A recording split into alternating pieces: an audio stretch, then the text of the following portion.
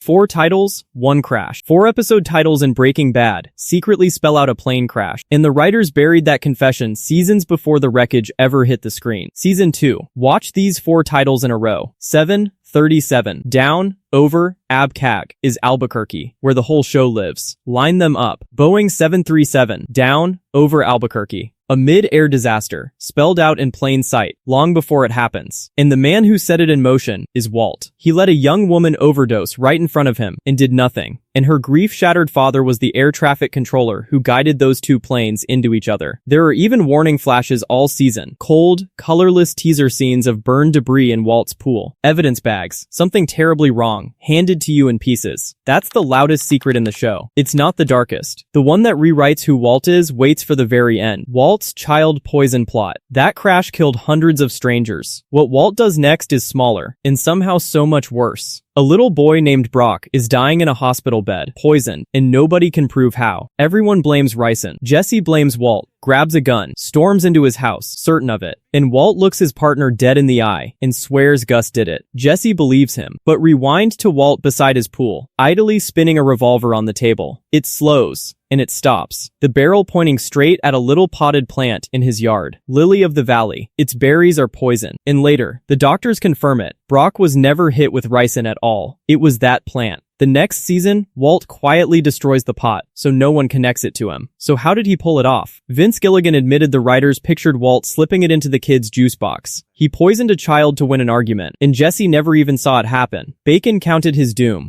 Not every clue in this show is soaked in poison. One of the saddest is just sitting on a breakfast plate. Watch what's on Walt's plate every birthday. In the very first episode, Skylar lays out veggie bacon, bent into the number 50. She does it lovingly, minding his health, making his choices for him. Jump to his 51st. She shapes the number again, but now she despises him, and only bothers because their son asks her to. And by 52, there's no Skylar at all. Walt sits alone in a strange diner, bending greasy pork bacon into the number with his own hands, hiding behind a fake name. 3 plates. That's the whole marriage, the whole collapse, with no dialogue at all. Even the bacon changes. Veggie while Skylar ran his life. Pork once Walt controlled everyone and everything. He won every ounce of control he ever wanted. And it left him eating breakfast alone, under a name that wasn't even his. A man counted down his own destruction in strips of bacon, and said nothing. Heisenberg's fatal paperback. Walt beats the DIA. He beats the cartel. He beats Gus Fring. And then a $3 paperback ends him. For years, his own brother-in-law Hank hunts a phantom called Heisenberg, never once suspecting the man across his dinner table. Walt is untouchable. Then, early on, a fellow chemist named Gale gives Walt a gift, a copy of Walt Whitman's poetry, Leaves of Grass. Inside, Gale writes a warm little note, to my other favorite WW. Walt keeps the book. That's the mistake that kills him. Because one ordinary afternoon, Hank picks up that exact book in Walt's bathroom, opens the cover, and reads it. WW. Walt Whitman. Walter White. In a single second, every case file in his head slams into place. The empire that outlasted killers, cartels, and cops falls apart over a used book left in the wrong room. Walt could outthink anyone alive, and forgot to throw away a paperback. The smartest man in the show, undone by the one thing he didn't clean up. Quick thing before the next 5. If a book taking down a drug empire is the kind of detail you're here for, hit subscribe, because the ones coming up are the ones people argue about for years. Felina's Triple Confession. Here's one you can test yourself. The title of the final episode looks like a woman's name, Felina. It's really a confession. Through that whole last hour, an old Marty Robbins song called El Paso keeps playing. It's about a cowboy who loves a woman named Felina, kills a man over her, flees town, then rides back, knowing it'll get him killed, because he can't stay away. That's Walt to the letter, coming home to Albuquerque one final time. Gilligan confirmed that's exactly where the title comes from, and that he changed the spelling to Felina on purpose, so it also reads as an anagram of finale. Then fans found a third layer. Split Felina like chemistry symbols. Fe, Li, Na, iron, lithium, sodium, blood, meth, and tears. The show never confirmed that one, so treat it as a fan reading, not fact. But the heart of it is real. Walt was the doomed cowboy the whole time, riding home to the thing he loved, knowing it would kill him. The teddy bear prophecy.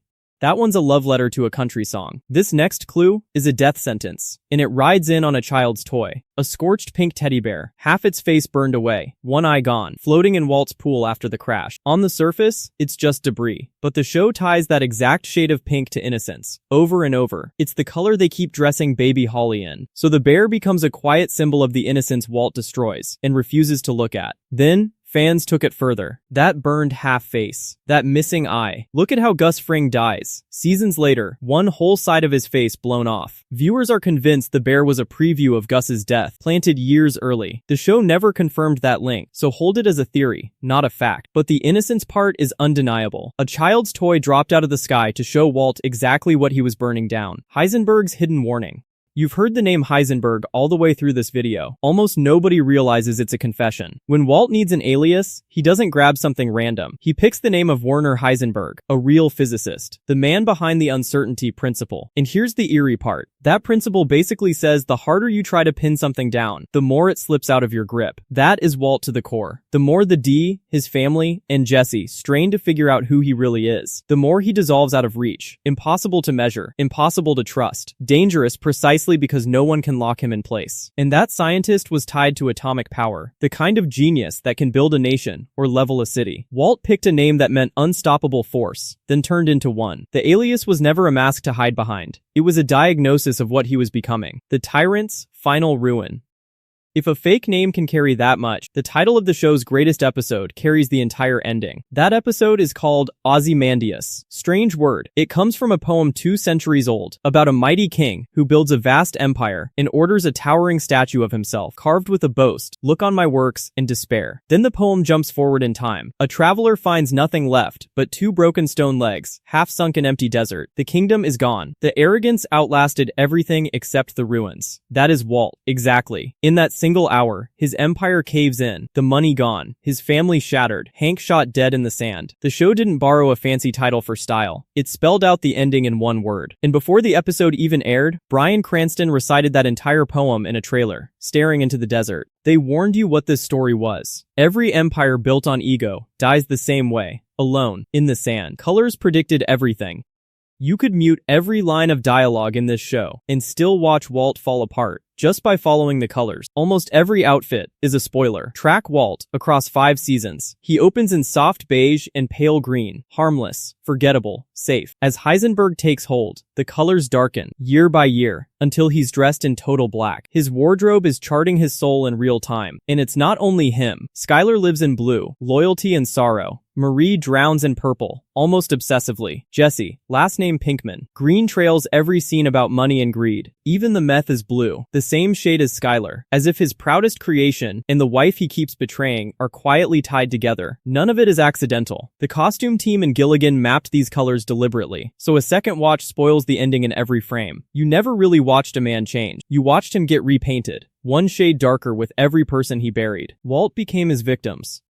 The colors show Walt rotting on the outside. This last secret shows what was rotting inside, and it's the one that rewrites who he ever was. Watch what Walt starts doing after he kills. His very first victim, a dealer named Crazy 8, is held prisoner in Walt's basement. Down there, Crazy 8 eats a sandwich and carefully tears the crusts off first. Tiny detail. Forgettable. Then Walt kills him. And soon after, we catch Walt making his own sandwich, slicing the crusts off, in the exact same way. He took the habit from the man he just murdered. And it keeps happening. Walt absorbs little fragments of the people he destroys. Like each death leaves a stain that never scrubs out. Gilligan has confirmed at least some of these echoes were deliberate. So sit with what that means. Walt didn't just kill his way to the top. He collected them. By the end, the mild chemistry teacher is gone, buried under every man he swallowed on the way up. There was never a Walt left to save.